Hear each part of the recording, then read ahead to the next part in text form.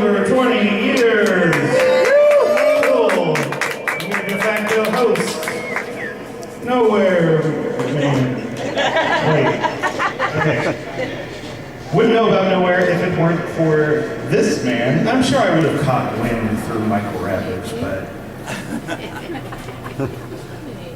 through the Book of Books, and this is a compilation of all the issues of his fanzine called The Offence, and they just came out a couple of months ago. They're very, very good. Read it all or not at all. It's a fantastic documentation of what happened in Columbus as it pertains to new wave and punk rock. And they're very, very fucking cool. So without further ado, he's going to speak a few words about The Offence and about the history of Nowhere before we get started. So Tim, give it up for Tim. It might be more than a few words, but you can hook me off anytime. Take your time.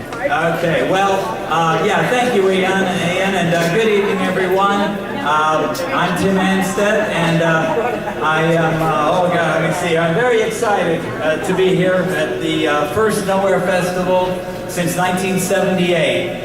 And I'm sorry, it's 23 years since 1996. The first one was in 1978. I can, oh God, this is, you know, I got to move over by the lit bunny, so I got a little better light here to see what I'm trying to say. Is that okay? That's just temporary. Oh yeah, that's a little bit better.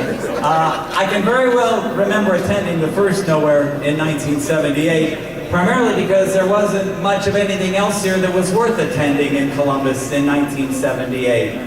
And that's what helped make the event so special to everyone who was there, as it kind of stuck out like a sore thumb while flipping another digit at everything else that passed for entertainment in this city, if you know what I mean. You had the thumb and then you had the finger.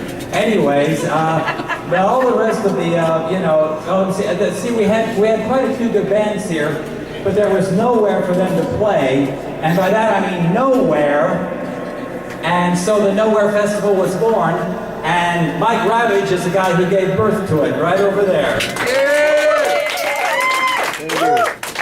And I remember that very first Nowhere for another reason, because it was there that I first met Matt Wyatt, who was in one of the 4 bands that played that evening, Vorpal Gallery, and I was so impressed by them that a few months later I got him booked into a bar in the Ohio town where I lived at the time, which was Newark. And then at the second Nowhere Festival, after seeing the True Believers and Vertical Slit and Screaming Urge there, I got another urge, an urge to do some more booking, although this time not in Newark, as I would no longer live there, but rather in Columbus, which is where I had moved.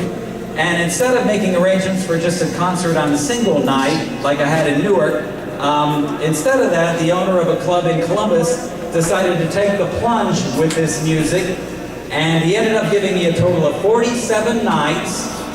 This was spread out over a 4-month period from December of '79 to March of 1980. And during those 4 months there, I had a total of 39 different bands that played, and that included, and the club was called Mr. Brown's, and 14 of those bands were local, in addition to Screaming Urge, the True Believers, Vorpal Gallery, and who then became the Vorps. I also got a few other members of pioneers of the Columbus punk scene to play at Mr. Brown's. And they included the Blades, the Cowboys, the Highly Evolved Cosmic Beings, Twisted Shouts, who will be playing here later tonight, so you want to hang out for them. Lazy Boys, Movie Dolls. We have a movie doll in attendance tonight, Kelly. And the Americans, my own group. And let's see, that was, well, then there were a few others. But anyway, I promoted those 47 nights of shows largely the same way that I'm pretty sure Mike promoted all his Nowheres. We didn't have Facebook or any other kind of social media, so what I did was we just basically would go up and down High Street. I went from Mr. Brown's at 1434 up to Monkey's Retreat at 2400 North High. Just basically stapling flyers to each and every wooden pole that I came to, both sides of them, and taping them to both sides of all the metal ones, and taping them up to the windows of the record shops along that stretch. which were really great. They were all concentrated back then. They weren't spread out like they are now. There was, Magnolia Thunder Pussy, which had a different location just south of 12th, and then there was Singing Dog and, School Kids Records and Mole's Record Exchange. But at any rate, those were, pretty cold conditions out there. Indeed, December, January, February, March of late 79, 80. I think October and November about every year for Nowhere. It was cold out Whenever there. it was cold. Yeah, it was cold, folks. It was cold. It was like a couple weeks ago. It was that cold. But we were doing what we felt that we had to do. We were on our own respective missions, and we just a little bit of physical discomfort didn't matter because we knew that we were each in our own way doing something that was very important, that would give the local bands some help that they very, very badly needed at the time. I mean, I was living in Newark, and I'd go up in Cleveland once a month to do my record shopping, and then I'd hit a club up there, that same night, so I knew how good its music scene was. And then I drove out to New York City in '78, where over the course of 4 straight nights I saw the Damned at Hurrahs, Robin Crutchfield's Dark Day at Max's Kansas City, some punk bands at CDGB's, and the Ramones out at either Long Island or Staten Island, one of those islands, I don't know, I can't remember which one.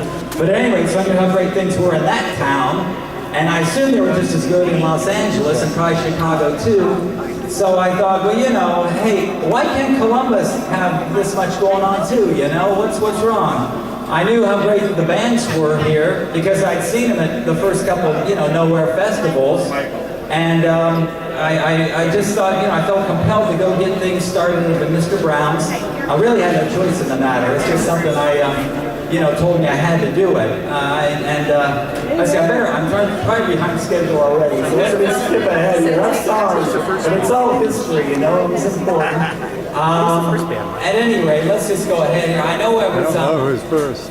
Okay, you may have, I'll get back to, you may have learned, speaking of history, what were the four cradles of civilization in grade school, and to me there were 4 cradles of Columbus alternative music civilization.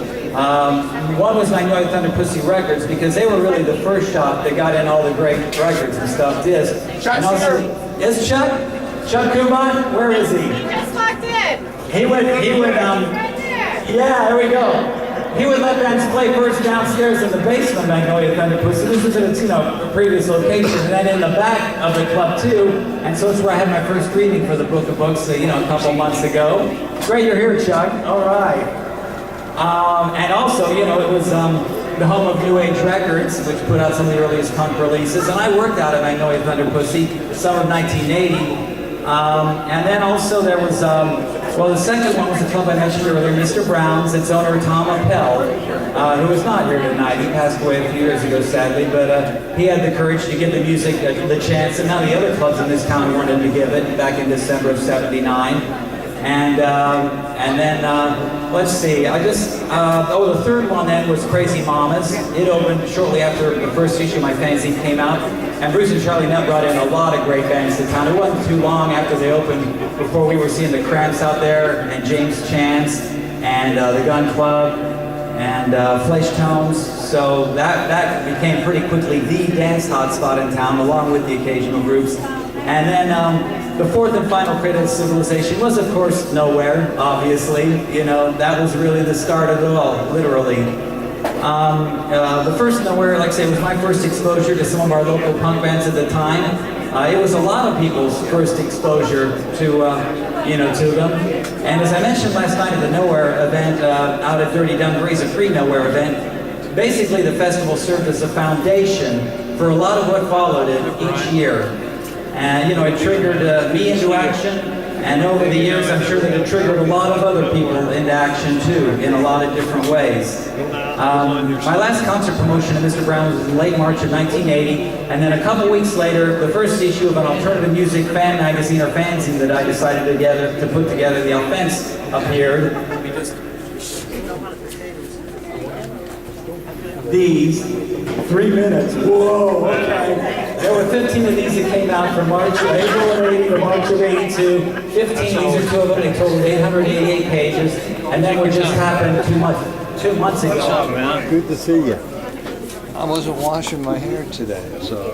It's a 2-volume set, publisher in Grandview, Biblio Publishing, agreed to compile all 888 pages of all 15 issues into a 2-volume set. Volume 1 has issues 1 through 8, Volume 2 has issues 9 through 15, and they're going to be available for sale tonight. It is going to be, these are display copies, so just come over wherever I'm at, feel free to browse through the pages, no pressure or anything like that, but if anyone is interested in getting them, the volumes are $35 each, or both of them for $70, but anybody getting both volumes also gets a complimentary original mint-condition back issue of the Offence, which if you ain't can sell on eBay and make back a pretty good part of that $7. Really, it's incredible what they're going for, seriously. And I don't know really what else. I got a radio show on WCRS. If you guys want CRS, but it's 4 mornings a week from 7 to 8 if you want something to hear while you're driving to work. It's on 92.7, and they stream at www.wcrsfm.org.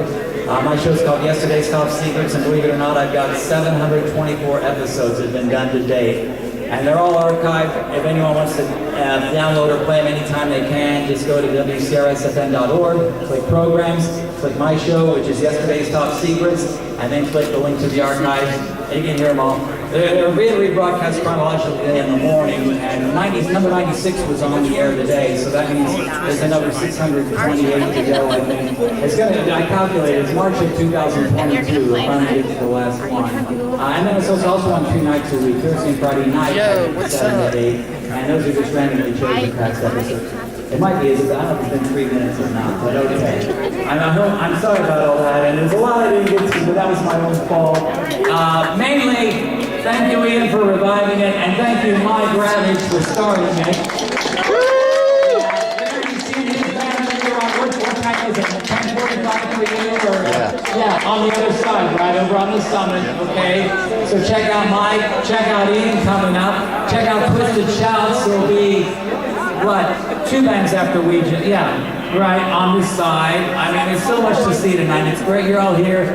Have a wonderful Nowhere 2019.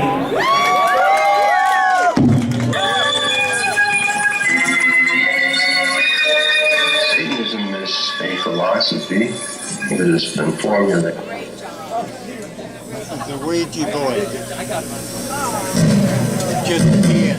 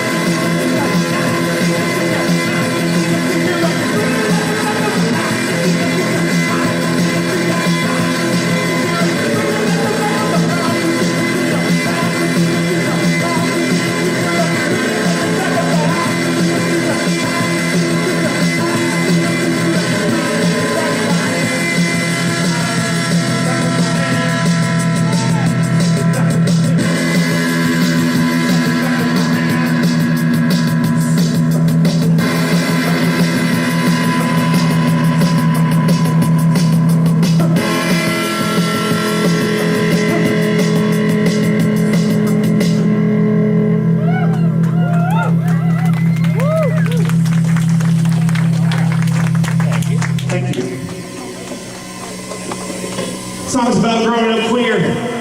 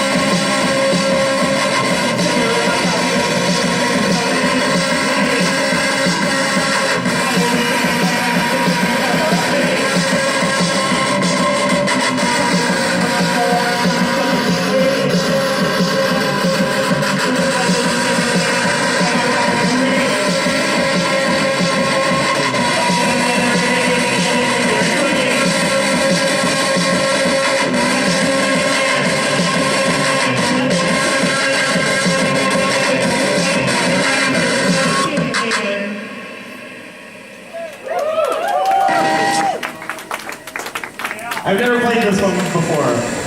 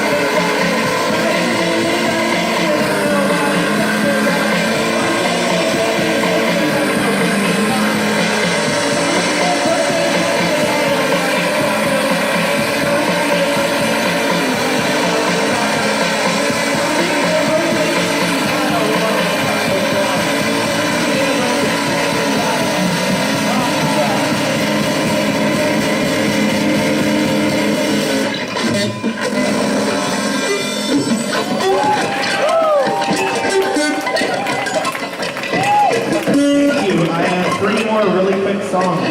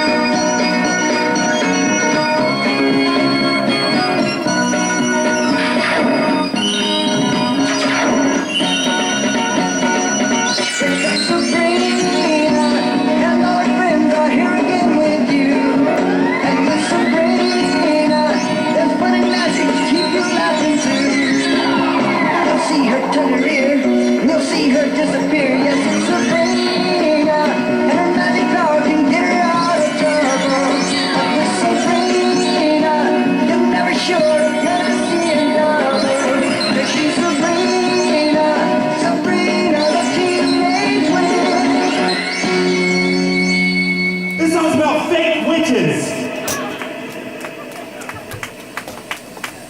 Maybe.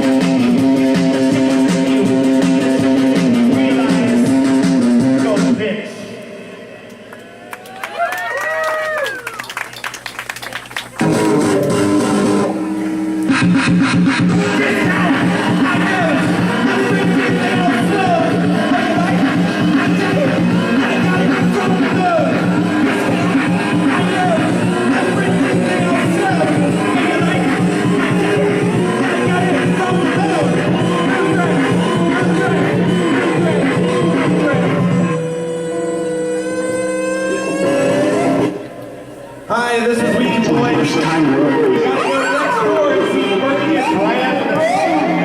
This song is on key.